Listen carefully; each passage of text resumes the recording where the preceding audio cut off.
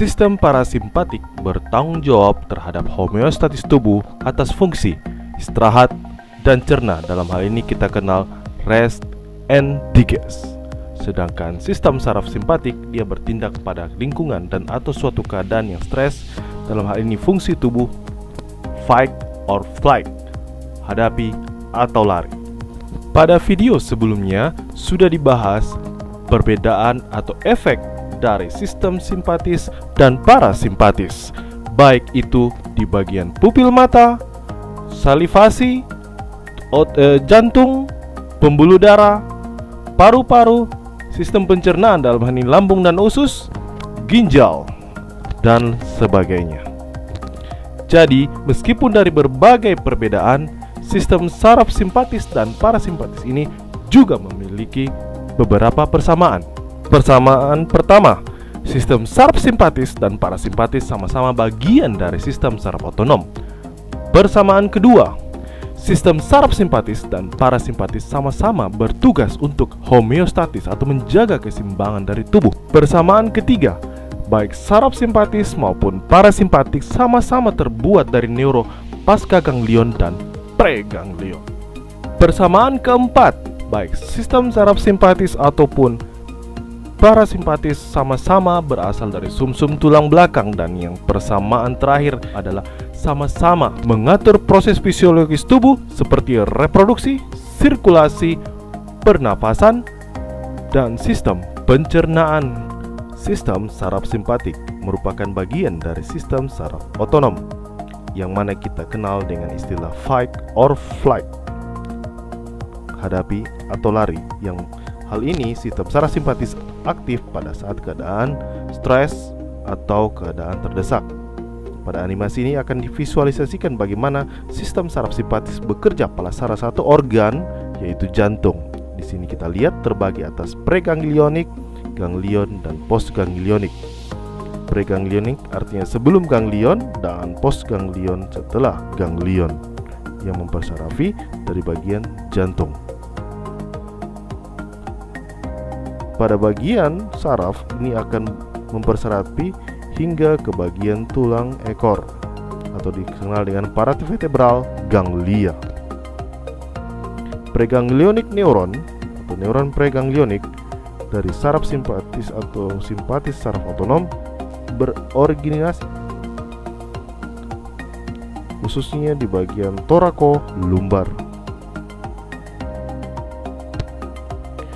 Dikarenakan simpatis ganglia berlokasi dekat dengan tulang belakang atau spinal cord, di sini kita lihat preganglionik simpatis neuron berdekatan dengan bagian ganglion. Sedangkan bagian postganglionik memiliki akson yang panjang. Jadi Anda bisa lihat perbedaan dari kedua akson ini. Sedangkan disinilah yang membedakan. Sedangkan bagian tulang belakang bagian T1 hingga T4 mempersarafi bagian jantung.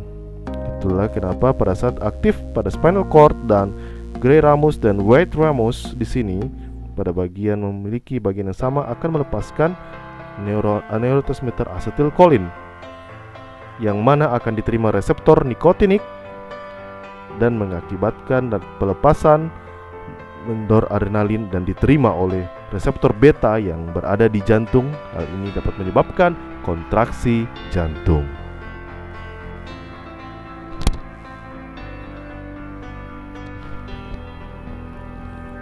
Sistem saraf parasimpatis merupakan bagian dari sistem saraf otonom yang dikenal dengan istilah rest and digest, istirahat dan mencerna, yang mana hal ini mengontrol dari aktivitas internal organ. Dalam animasi kali ini kita akan lihat bagaimana pengontrolan dari sistem parasimpatis terhadap salah satu organ, jantung. Di sini ada dua neuron preganglion dan postganglion. Preganglion artinya sebelum ganglion dan postganglion adalah setelah ganglion, yang akan bekerja atau mempersarafi dari salah satu organ, jantung. Pada preganglion transmit akan memberikan signal pada sistem saraf yang mana pada berlokasi di bagian dinding jantung Dan dalam sel kita lihat ada dua neuron bersinaps, di mana postganglionik akan membawa signal ke ganglion target, organ target, dalam hal ini jantung. Bagian sel di sini teratur dari CN3 sampai CN7, 9, dan 10 dari neuron, hingga ke bagian spinal cord level S2 dan S4. Biasa dikenal di bagian atas kita kenal namanya craniosacral. Parasimpatis ganglia berlokasi dekat dengan organ target.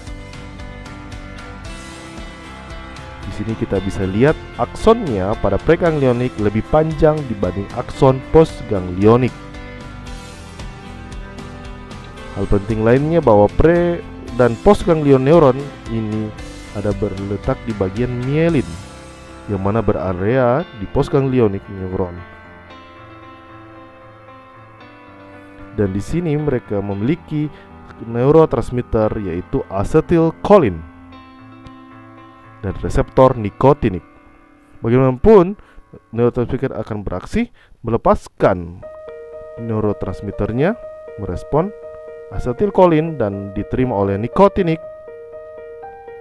Setelah diterima oleh nikotinik pada bagian postganglion, akan memperserapi ke organ target, memberi sinyal ke organ target, dan dilepaskan reseptor acetylcholine dan diterima oleh reseptor muskarinik di bagian dinding jantung.